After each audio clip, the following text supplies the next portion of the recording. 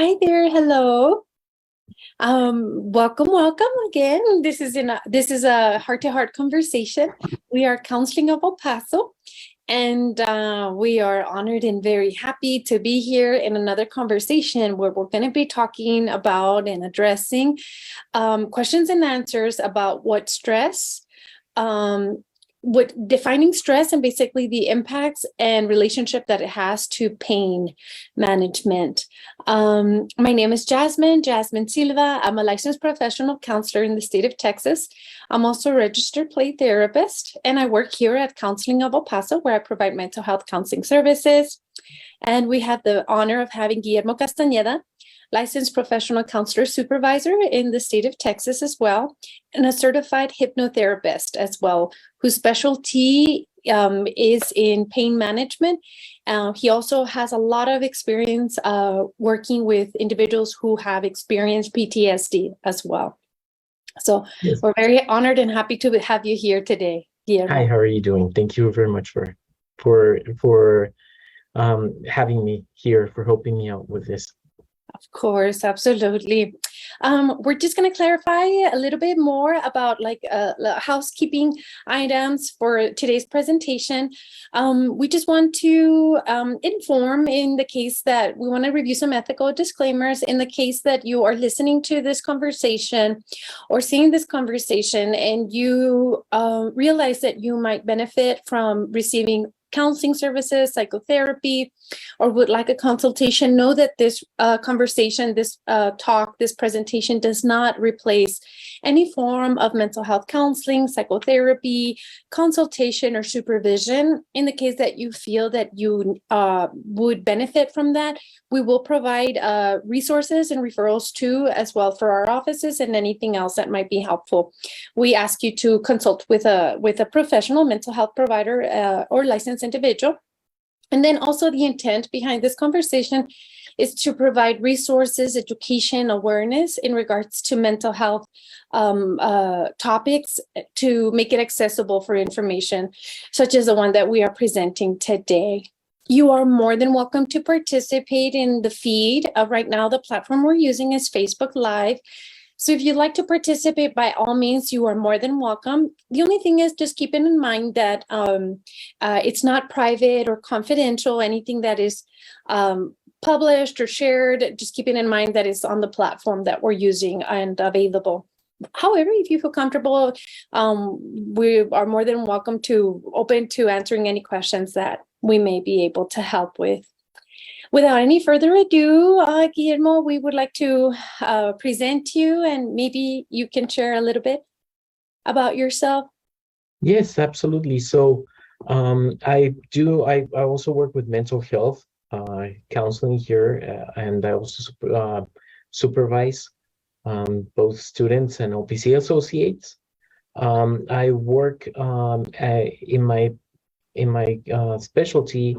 It's pain management and PTSD. I work with hypnotherapy as well as EMDR and cognitive behavioral therapy, among other modalities. That's right. And thank you once again for being here and sharing all of the knowledge and resources that you'll be sharing. Well, we would like to maybe first start by asking an important question, which is what this topic is even about, and basically is defining stress. From your clinical experience and just overall knowledge that you have, what is stress? How should we define it, or how is it defined? So stress, just by itself, it's a tension. It could be tension from an object. It could be when you start pulling something, such as a rubber band or pulling an object. It creates a tension, so that creates a stress.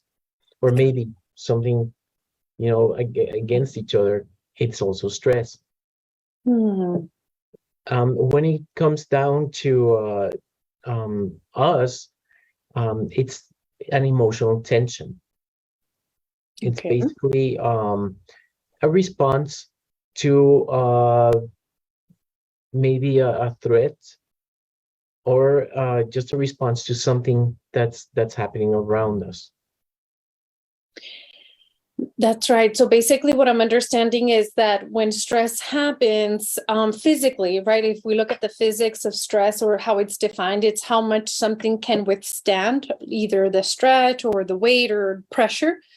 And I'm imagining with physical items, there's a breaking point, right? Where it's overstressed. However, what you're describing is we're humans, and that stress might not, it might feel like we're being pushed or pulled. However, the way it will manifest itself might be emotional, but also physical too. That's correct. And Okay. also, we need to understand that that emotional tension is what keeps us going too. So Oh, stress in our lives is necessary. Sometimes we think that stress is something that we shouldn't have in our lives, but if we didn't have stress, we wouldn't be able to have motivation. We wouldn't be able to move. Um, we wouldn't be able to grow, or even in case of a threat, we wouldn't even be able to have a response. so we needed to function. So it's supposed it has an adaptive form to it. It's tied to a degree like motivation, even energy to be able to like do things, wake up. But it also has the protective element that you're describing. Absolutely. We also Okay. need to understand that when we have the stress response, we're also able to withstand certain things that are around us. Yes, we do have a breaking point, and everybody has a different breaking point to the stress.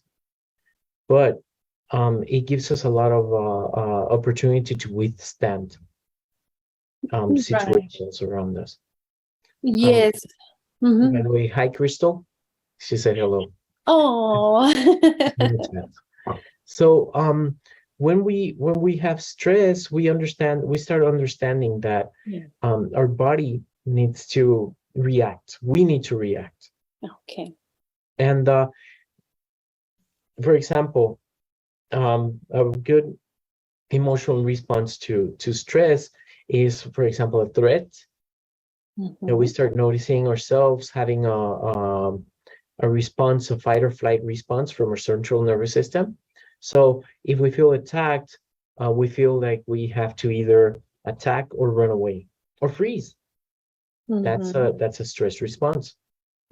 So when if I start noticing that uh, that I have a threat that it's not worth fighting, I can either um, run away, or I can learn how to freeze. If I know that I can fight it, maybe I'm gonna go and take care of it. Mm-hmm. So we've always had a response. For example, from the prehistoric times, let's say that there's a sable tiger, and Okay. I'm walking around with my tribe, and I see a sable tiger, and I have tools. Maybe I'm more likely going to fight it.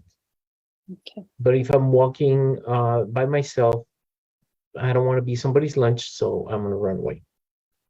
That's And right. so a lot of responses come from the cortisol levels. Okay. So the cortisol is a stress response hormone that's produced by my body. In many cases, it's like I said, it's necessary. Mhm. And because if I didn't have that source of, which is energy, if I didn't have that source of energy, I wouldn't be able to move. I wouldn't be able to wake up. I wouldn't be able to go get some food, whether I hunted or I actually go get the food. um, I wouldn't be able to regulate my body, my blood pressure, my appetite, Hmm. and I wouldn't be able to, period, I wouldn't be able to survive. So cortisol is really necessary, but high levels of cortisol is where we're having a lot of issues when we have that. So if we don't let go of that cortisol, it can create a bunch of issues in ourselves. I see. So basically, we still might have that fight or flight or freeze response in some cases too. However, compared to maybe the example you were providing where there is an external threat, in our day-to-day, we might physiologically still feel either we want to hide or we want to run away or we want to protect ourselves. However, the way we assess for stress, sometimes the response may or may not be what we might need in the situation, but our body is still feeling it and it still might have Absolutely. that impact. Absolutely. And you said it, with a threat. Okay. I can't run away. Mm-mm. Now, or I can't fight something. Because before it used to be, simple. It would be like, I see a saber-tooth tiger, Mm. and I'm gonna jump on it or I'm gonna run away from it. And now we have a lot of stressors through our day, and we can't just say like, okay, well, I have one stressor here, goodbye, I'm gonna run, or I'm gonna jump right to it, and I'm gonna jump against the person. So that's not what we do. And Mhm. that's why it's important to be able to deal with the stress. So How we stress manage it, right? stress is always going to be there, Mm-hmm. always. There are a lot of people that say, well, you know what, don't go to a place or don't do this where you notice that you're going to have stress, Okay. but you need that stress. Hmm. So it's going to be there. Now, in cases where it's an overwhelming amount of stress, Right. don't get in that situation. But if you're, for example, working in a place where it's fast paced, there's going to be stress. Mm. So you're going to have to learn how to manage it. I see. Well, let me ask you on that note, what are some common causes of stress? What could we consider, right? Like we're talking about things that might feel threatening. Like in this case, you gave the example of the tiger, I believe. I think you had Mhm. mentioned it like that. However, now in life, like what are some common stressors that might have that same feeling of like either threat or that feeling that you described earlier, like we're being stretched pretty thin, or there's a lot of pressure. Well, there are a lot of them. Okay. Interpersonal difficulties like relationships. They Mm. can be stressful. Conflict with loved ones, conflict at work, Mhm. conflicts with at the store. Yeah. There could be a lot of situations. People that feel alone, they might Mm. feel stressed because they're not getting the support from somebody. Mm. Um, People that may have maybe they don't have a job or maybe they don't have enough income. Mm. Um, People that are worried about the future, what's going to happen. Mhm. Problems with colleagues. Um, it could be a demanding job. It could be just threats in the community, the news. Mhm. There could be violence. There could be disease. We just went through COVID. Mhm. Maybe a lack of economic opportunity. It could be from driving. So anything can be a stressor. Right. So, the sources of stress, it could be like relational, interpersonal, it could be environmental, but it could also be personal, right? Things that Right. we're dealing with Even also as health. well. Health could be one. Mhm. Mm-hmm. Well, on this note, Guillermo, I'm wondering what would be some of the impacts that stress can have on individuals, considering all the different sources of stress that can lead us to having stress in the first place? Okay, so it could be anger. We could be Okay. angry whenever we feel stressed. Like Um, irritability? Irritability, Okay. most definitely. It can be in my body wise. I could have headaches. I Mhm. could have changes in my appetite. Maybe I could feel my neck hurting, my pain, my shoulder. There could be tightness in my muscles. stomach aches, chest pain, trouble breathing, high blood pressure. Many people can have different chronic diseases. Could be heart issues. It could be, for some people, even cancer, breathing issues, um, mood changes, interpersonal conflicts. There could be a lot of situations that are impacts of my stress. As you're describing this, I've just thought to myself how much of the stress can have a health impact. Sometimes maybe I'm wrong, right? But sometimes the perception might be that it's all in our mind. However, what I'm understanding is that it can manifest itself as you're describing the heart complications or the heart or the gut or just overall how it might manifest but affect the whole body. Absolutely. It can even affect our sexual life. So sometimes when people are stressed, and or sleep. So there can be a lot of complications from having a lot of stress. Correct, because it goes to the body, right? Like you're describing earlier about the cortisol connection. We cannot isolate different parts because we're one, right? The brain is connected to the body has a nervous system, and then we interpret the mind and so forth. Absolutely. So many times we find ourselves that we're trying to sleep and we're saying like, well, I'm trying to relax, I feel okay, but my body's not helping me. They were, I saw a comedian, they were talking about restless leg syndrome. And if we have a lot of anxiety and stress, that can get augmented. People that have fibromyalgia and they're going with they carry a lot of stress, they're going to feel it. Absolutely. The body talks, right? The body talks. Let me ask you, and then it's a matter of listening to it. What are the differences between acute and chronic stress? I know that chronic illness and chronic stress are commonly used terms, but I'm wondering what would be the differences between acute and a chronic stress? So acute is a momentary stress. It's something that's just happening quickly. And quickly doesn't mean like it doesn't mean like minutes. Quickly can be even hours, it can be a few days. But it's just a fight or flight response that we have. So the central nervous system will let us know we're going through stress, and then later on it will regulate itself.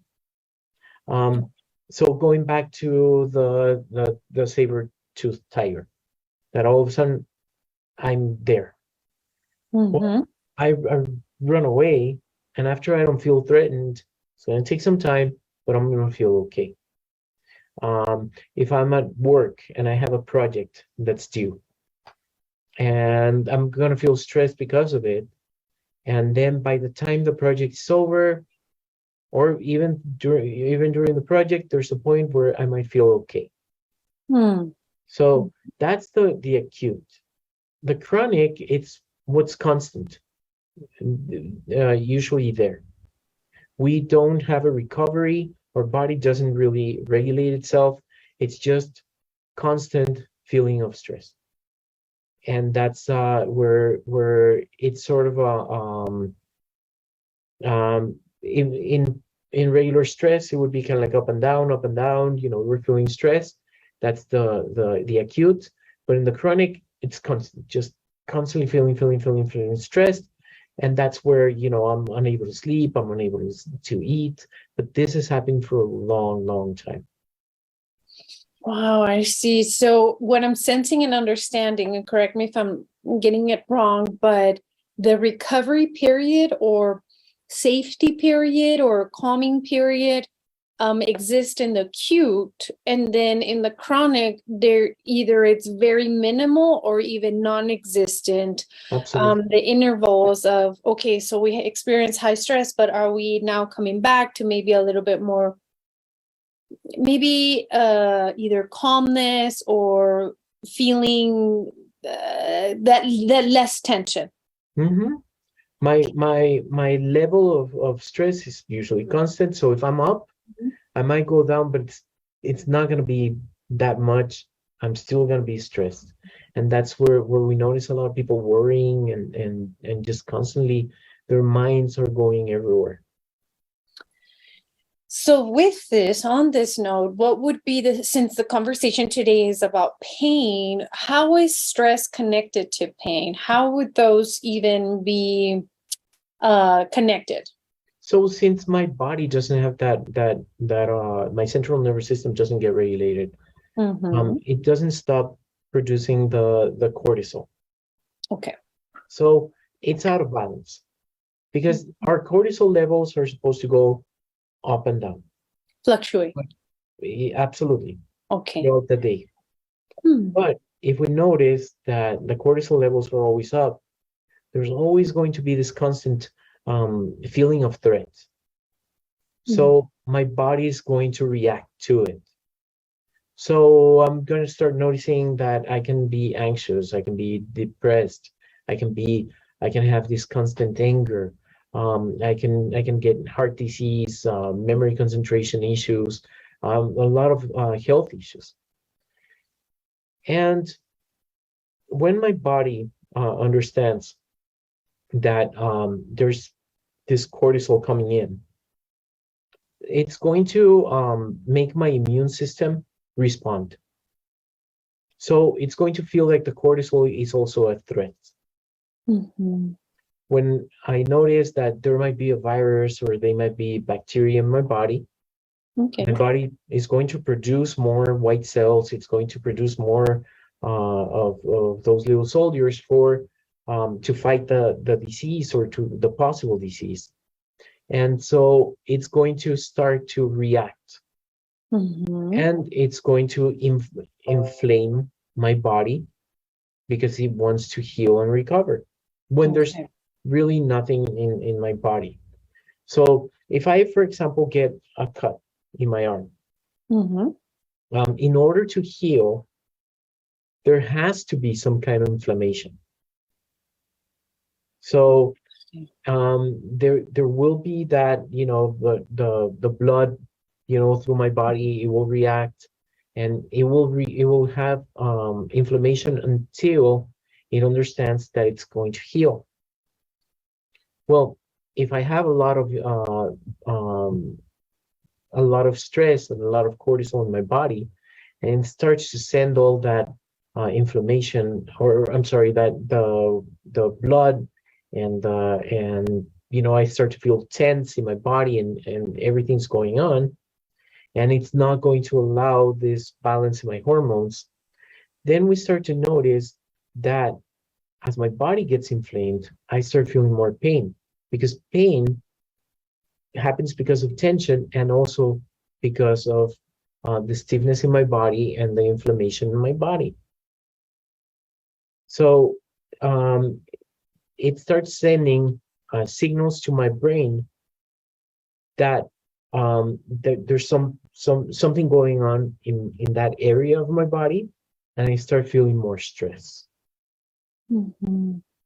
So, for example, many people that have issues with their back, there has been even talk about, a lower back issue, that it might be because of financial stress. So there is a theory that depending where you feel the pain, that's what's going on in your life. That it has some sort of underlying symbolic or subconscious meaning, right? Right. I know that the one that I've heard or familiar with is the phrase like heartache, either when we've experienced grief or heartbreak, that they've done studies or research where there's a correlation later on with either some sort of diagnosis related to the heart. Absolutely.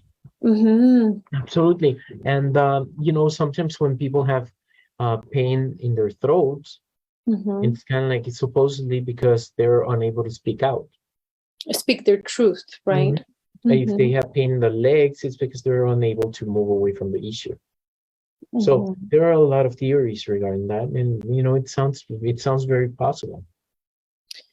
That's right. So basically what I'm understanding is that the stress response is an adaptive response. It's meant to be able to help protect us, help heal, for example, if there's a cut or an injury. However, if we're constantly being exposed to items, environmental, like the different causes that we talked earlier about, relational stressors, environmental stressors, personal stressors, whatever it is, then we're not really going to give that opportunity for the body to kind of come back and you maybe receive those signals that it's okay to heal, that it's okay to recover. If it's functioning at this level, at the high stress level, it's not going to really have an opportunity to reduce that inflammation that you were talking about earlier, too, that correlates to the pain. And it can cause a strain in our nerves. So we have those receptors, those pain nerves, that if constantly strained, it becomes a chronic issue. And one thing to clarify, I believe a lot of individuals sometimes believe that the pain receptors are actually in the body. I mean, we do have the nervous system that communicates, but if you can maybe elaborate a little bit as to how we register pain. So the pain is registered in the brain. So if, for example, I was to disconnect a nerve going to my hand, and I was to burn my hand, my brain wouldn't understand it. So there's nothing that says you have pain in your hand, unless I actually see it, and then my brain can actually trick itself to say, "Oh, I feel the pain," because the mind's really powerful, and it can do that. But if I don't have any nerves, and I constantly do something to my hand, I'm not gonna feel it. So the receptors are in the brain, and they're through my central nervous system. I'm going to have neurotransmitters every time that I feel something, anytime that I do something, that are going to go from my pain, from my nerves, through my central nervous system to my brain to let it know that I'm feeling something in my body. To send the message, right? The interpretation. Sense of touch. Well, one of the things that I wanted to ask you, Guillermo, is to see, as we're understanding the stress and we're understanding the connection between stress and pain, what is it that maybe we could do if we're listening to this conversation and we can identify with some of the content that is being shared? What are some of the things that we could do to maybe manage our stress in a way that might help us, especially if we're experiencing any form of acute or chronic pain too? Okay. So whenever I have stress and pain, in order to lower my stress, it's going to have to be self-care. Okay. So it would be exercise, being able to manage my emotions, maybe breathing exercises, being able to maintain healthy relationships, or those that are toxic, either get rid of them, or if I cannot, spend less time with them, manage my work-life balance. Not everything's about work, and leave work at work, and my personal life, having it separately. It doesn't mean that I cannot have, for example, many people think like, well, work-life balance is I separate everything to a T, and you're my. It doesn't mean that. It just means don't take work home. Okay. So because we are our person, right? Yeah. Like we are who we are. If I have friends because many people do have friends from work. If I have friends from work, do not talk about work. Work at work. And life, and personal life and personal life. Nutrition also helps because there are a lot of inflammatory foods. So, We're and talking about nutrition, pain and inflammation. Mm-hmm. exactly. And for example, sugar. If I have a lot of sugar, if I'm eating a lot of carbs, it can inflame my body. There are foods that that my body just doesn't like or is allergic to. So I can stay away from those foods. Um, for some people, some plant-based foods are better. For some people, they go into like the keto diet. They go into different nutritions, so long as I'm not eating something that does inflame my body. Mm-hmm. Um, so I can, if I'm at work and I'm feeling a lot of stress, I can take some breaks, Mm-hmm. or I can talk to my coworkers. They have the meetings at the coolers, right? And I can have those. I can talk to people. Um, like if I have certain environments that I don't like, well, either I don't go or reduce the amount of time that I'm going to be there. There are people that are taking care uh, of people that bring stress to them, and they say like, well, you know what, I'm going to be there every once in a while, and I'm going to be taking care of that person, or I'm going to take another person that's safe with me, and we'll be there. And then if it turns out that I start feeling Mm-hmm. stress from it, or if I start feeling pain from it, I'm just going to leave. Um, also we can start seeking support. So those relationships that I understand are safe, I'm going to start having more of that. I'm going to seek nurture. Um, Seeking help also could be a massage therapist. Mm-hmm. It could also be maybe an acupuncturist. It could be a therapist. That's right. Mm-hmm. Well, we have a lot of tools. We have hypnosis, we have EMDR, we have different tools in therapy. Even how to change my mind to deal with that stress.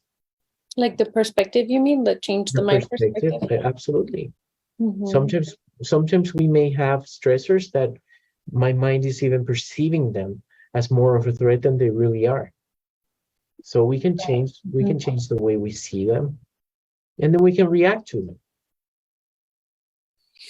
That's right. So there's a couple of things that I'm understanding. So the one is there are things that we could do at an individual level, like whether it's what I was understanding is like maybe setting limits or some sort of boundaries, nourishment, physical nourishment, nutrition wise, Exercise. taking care of the body physically as well, just as much as we were talking about how it can function and do lots of wonderful things for us. It just needs also that nourishment back again.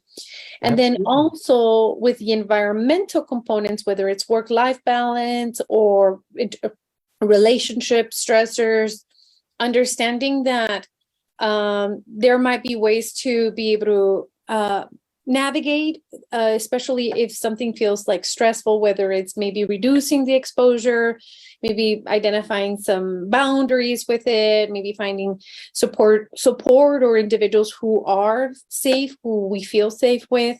Granted, you also mentioned like the support, professional support that can look very different. It just depends on what the individual might need as well. And it's also important not to kind of like keep the stress.